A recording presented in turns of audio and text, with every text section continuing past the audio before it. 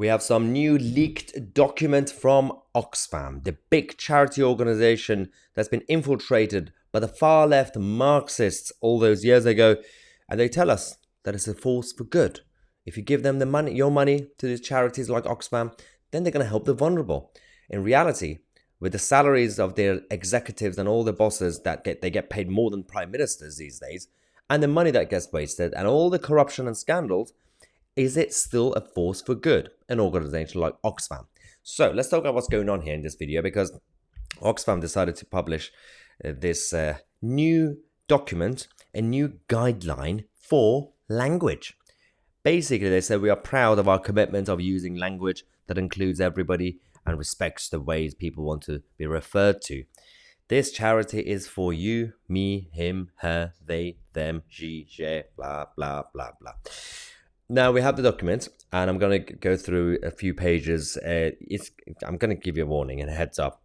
You're going to be disgusted, and you're going to find it cringy, and you're going to get offended on behalf of British culture and the English language. They basically launch a campaign against the English language at this point. So let's not forget that these people are not the most pure angels. Oxfam has had so many scandals over the years, especially when it comes to sleaze claims and of course all the sex scandals and everything else. The problem with this is that they fired a lot of people, like dozens of people who were sacked from Oxfam, and then everything just went away because they just threw them on the bus. But the people who are actually responsible didn't really get punished, or the culture didn't really change.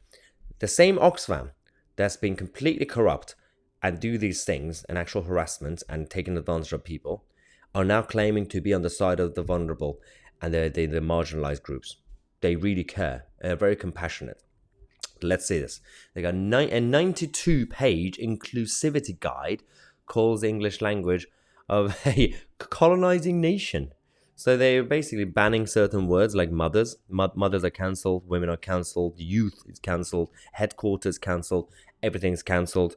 Now let's go to this. So this is the first page. Inclusive language guide. Oh, that's so lovely. Wait, hang on. There's no... Oh, okay, there is one white person in this photo over there, but she's on a wheelchair. There are no men in this photo. I literally don't see a man, unless one of them is self-identifying. Anyway, next page. The feminist principles for language use. Oh, dear God. Is that guy on the left supposed to be a male feminist? Because that makes absolute sense. Silence is violence.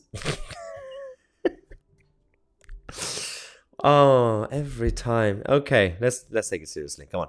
The power of language. Oh, this is so lovely. Let's get into it. It's very colorful, very rainbowy. Race, power, and decolonization. Why did he use Z? Okay. If you're using the English language, don't Americanize it. All right. Anyway, it's silence is violence. Indigenous women will lead us forward. Hang on. So you do believe in indigenous, but you also don't believe in women. I'm very confused about this, by the way, because when we say indigenous people, when it comes to culture and demographics, they get offended, but they can use the word indigenous. Weird. Belonging. We will be inclusive through our use of language. Oh, that's so lovely. Personal is political. What does that even mean? Okay, let's see. We'll be courageous and clear in naming structural oppressions and who is affected by them. Oh, that's so good. Even when these make us uncomfortable and are unpopular in the public discourse. So basically, you're going against the will of the people. Okay, on the right-hand side, it says, ask yourself, who am I including and who am I excluding through the use of this language? Why do I care? Am I ignoring or erasing individuals or groups who experience discrimination? I don't care. Okay. Am I reinforcing the norms that I wish to disrupt through this language? I don't care. Why should you care? It's a subjective issue. Offense is taken, not given. You can't completely police your speech and language every single time there's a thought in your head in that to the extreme point. We've already been taught with basic good education decades ago and good parenting. I know things are changing now, to just be a normal, civilized, polite human. So we already know that.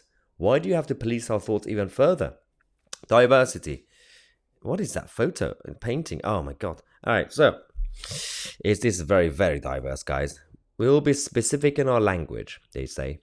We won't make sweeping statements which categorize people or communities according to characteristics defined by others. Power sharing. We will use language. So basically, they're saying we should be colorblind and all this, right? Yet at the same time, throughout this whole guide and this booklet, they haven't been colorblind because they keep essentially on purpose use paintings or whatever. Obviously, they do all these images of dark skin, like non-white, or people on wheelchairs. So you're not colorblind. You're literally pushing for what they call diversity and multiculturalism. You're basically pushing for anything that's not white, English, British. And you say we're colorblind. We're so inclusive. So, and that guy's fat, by the way, on the left. I don't know why that mattered. There's nothing about us without us. That makes sense. That's literally offensive to the English language, that sentence. And then you got safety, which we will take care of. We will take care to ensure that our language does not put people at risk or cause harm. How can words put people's lives at risk? Oh my God. Care and solidarity. Do I really have to go through this? I'm being forced to do this, by the way. Anyway, this is what I wanted to get to, by the way. Okay, so I had to go through the main bits. Parents and parenthood. To describe the role in raising children without directly ascribing gendered roles. So mother and father are now being cancelled. It's more inclusive to use parent. Why? In a patriotic culture, social norms around gender result in designated roles for parents that reflect expectations of that gender. We avoid mother or father. Okay, avoid assuming the adoption of gendered roles by parents. Okay, weird. If someone is regarded at a glance to be cisgender man or cisgender woman, oh my God, it is also sometimes used to describe homosexual. What is this? I'm not going to read the whole thing, by the way, guys. You can pause the video and go through it yourself. They have a section on pronouns. Obviously, they have a section on pronouns. Why am I not surprised? And we got, oh my God, we got a new version. Are you ready? L, G, B, T, Q, I, plus, minus, division, algebra. They keep adding new things to it. I can't keep up, guys. Why can't we used to just, had the LGBT community. We had the social liberation. We make things obviously legal since the 60s onwards. We make progress. Leave people alone. Let people live their lives. If you want to be gay, be gay. I don't really why is this happening to us? Oh, they're actually harming the same community that they're claiming to be protecting. You're making more divisions and you're creating hatred even further. Oh, wow. My God, this is good. So, an acronym that indicates the spectrum of lesbian, gay, bisexual, everything else. Why? There are various versions of this acronym that includes different letters to represent other groups. It's important to note that some people consider to be insufficient. So we avoid LGBT, LGBTQIX, or you can see the rest. So what? So LGBT is now cancelled. What?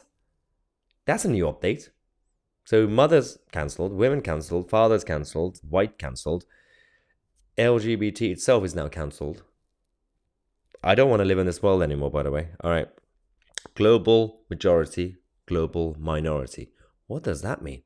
Global majority refers to most of the population of the world that live in what is called or referred to as developing countries or the global south.